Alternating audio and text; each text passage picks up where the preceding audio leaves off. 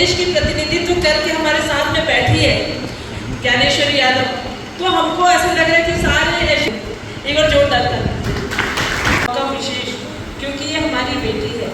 आपको बताना चाहूँगी, एक समय पे हम लोगों ने भी यही पढ़ाई किया और उस टाइम में एनसीसी के स्टूडेंट हम लोग एनसीसी ज्वाइन किया, राजपथ लेके चले। राष्ट्रपति प्रतिभा पाटिल जी हमारी पहली राष्ट्रपति थी।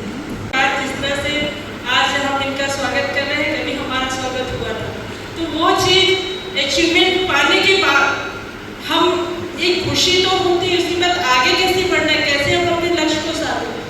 हम लोगों ने तो मेहनत कर ली, आगे कैसे बढ़े, ये बहुत सारे सवाल होते हैं।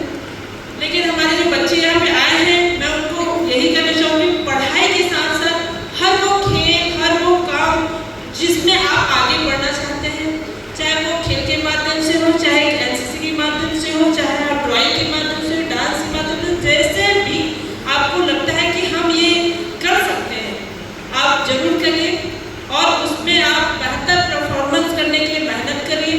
हर व्यक्ति के पास 24 घंटे का समय है। 24 घंटे के समय को वो कैसे उपयोग करता है? क्या वो खेलने में गंवा देता है? क्या वो मोबाइल देखने में गंवा देता है? क्या वो टीवी देखने में गंवा देता है? कि घूमने में भी गंवा देता है या पढ़ाई करने में? तो ये हमारे ऊपर डिपेंड करता है कि हम कितना काम कर सकते हैं, कितनी मेहनत कर सकते हैं, कितना हम आगे बढ़ने के लिए, अपने लक्ष्य को पाने के लिए लगा सकते हैं।